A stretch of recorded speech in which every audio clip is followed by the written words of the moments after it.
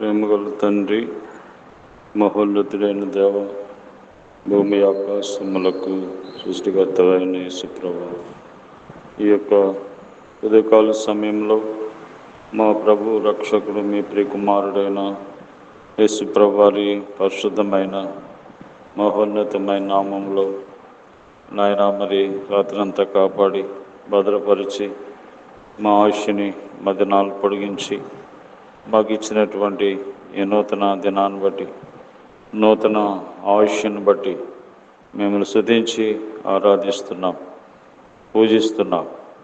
ప్రభా, ఒకప్పుడైతే ఈ లోకంలో నాయన ఎంతో విరోధంగా జీవించి మా జీవితాలని పాపము ద్వారా నాయన నష్టపరుచుకుని నాశనమైపోతున్న మమ్మల్ని రక్షించటానికి నాయన కనిపించని దేవుడు, మనుషునికి అందరిని దేవుడు యేసు అని పేరుతో ఈ లోకానికి మా కొరకే వచ్చి మా పాప శాపములను మరణం తీసివేసి ఆయన మాకు ఇచ్చిన గొప్ప విజయాన్ని బట్టి, పాప క్షమాపణను బట్టి మేము స్తుతిస్తున్నాం.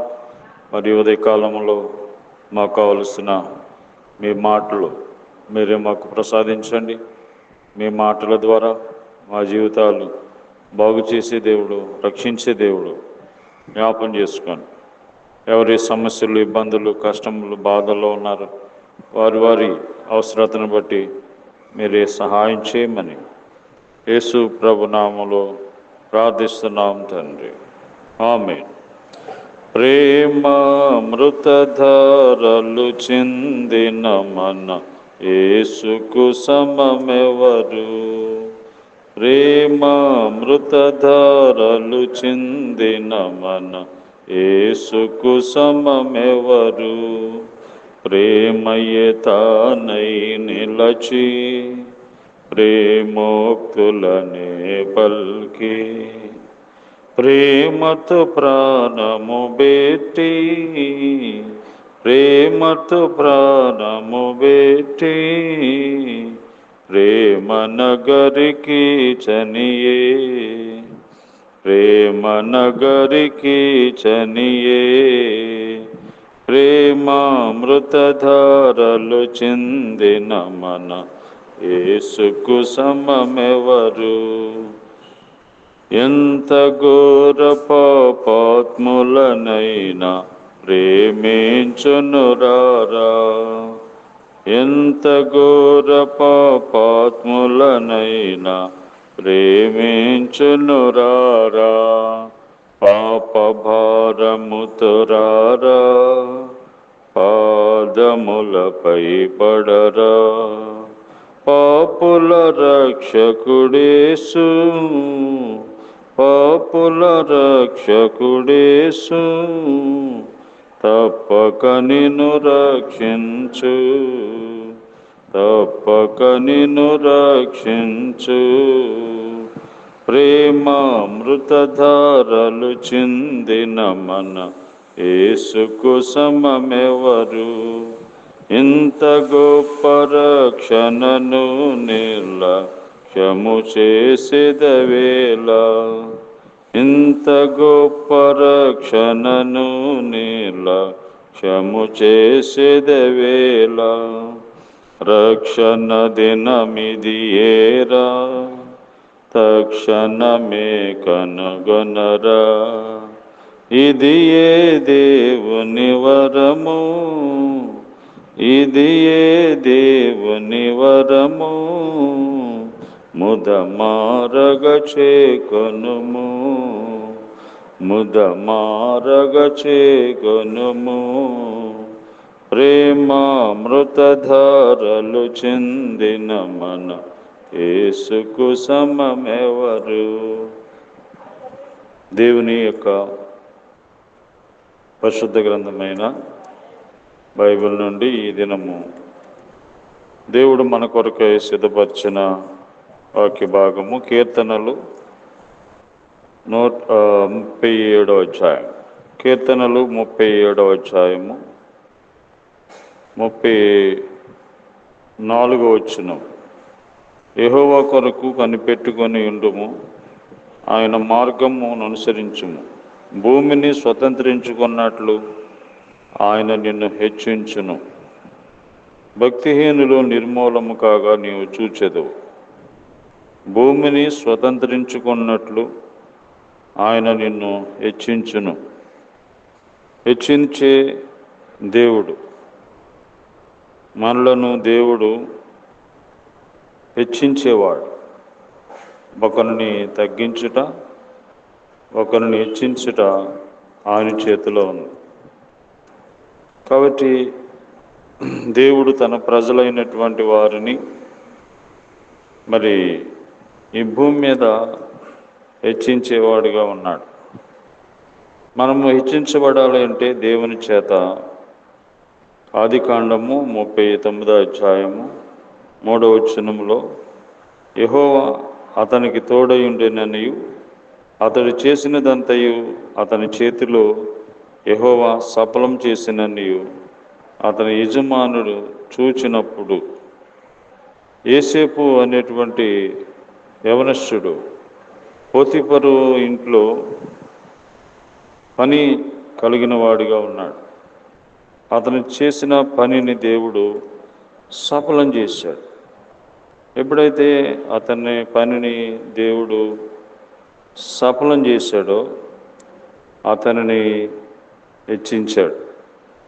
కాబట్టి మనము హెచ్చించబడాలి అంటే నమ్మకముగా పని కలిగి ఉండాలి. ఎవరైతే నమ్మకముగా ఆయా పనుల్లో నమ్మకమైన పనివారిగా ఉంటారో దేవుడు వారికి తోడై ఉండి వారు చేసే పనులన్నీ కూడా సఫలం చేస్తాడు.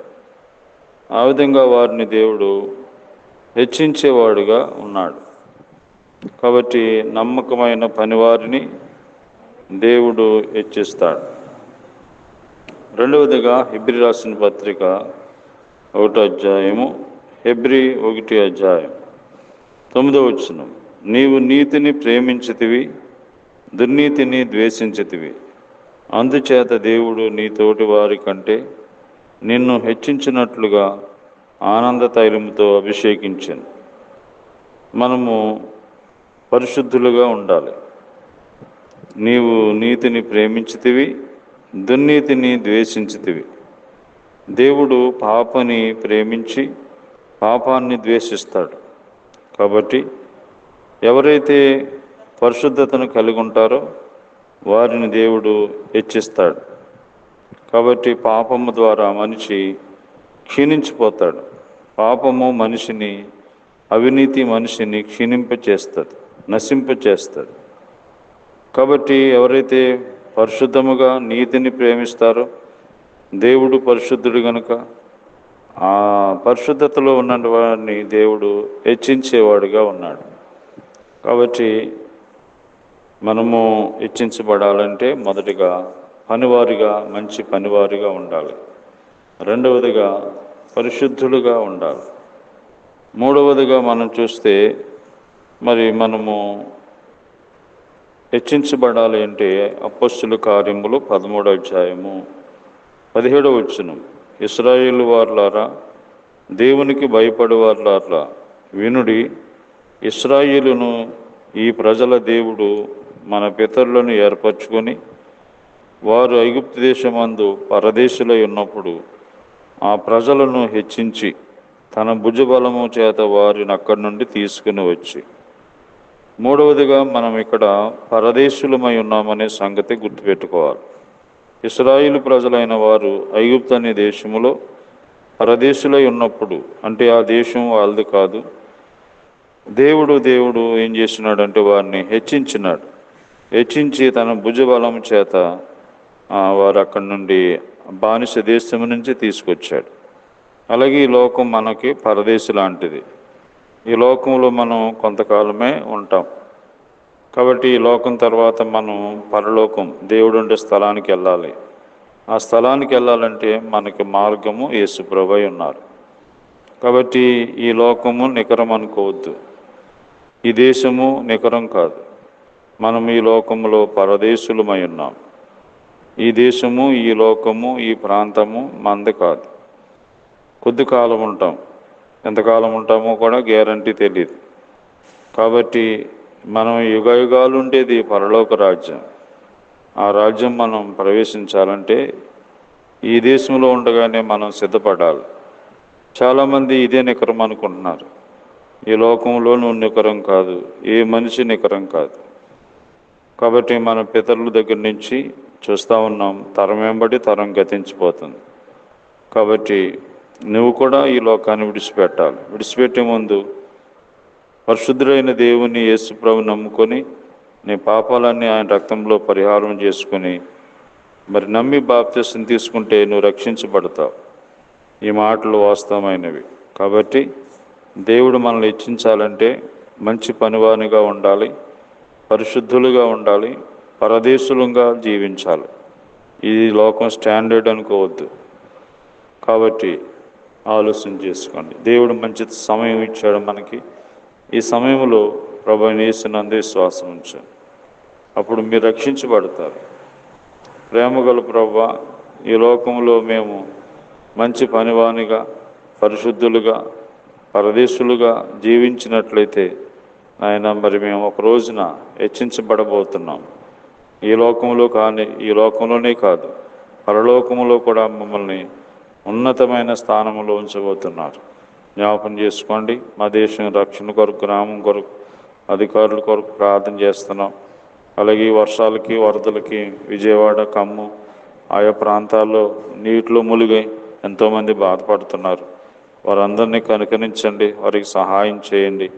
ఆయన తండ్రి, నీ చిత్తమైతే ఎటువంటి నష్టం జరగకుండా సహాయం చేయండి. ఈ విధంగా రోగులను స్వస్థపరచండి. హాస్పిటల్లో ఉన్నారు, జ్వరాలతో ఉన్నారు, వారందరినీ బాగు చేయండి. జ్ఞాపకం చేసుకోండి. ఈ రోజంతా మా పనుల్లో తోడుగా ఉండండి.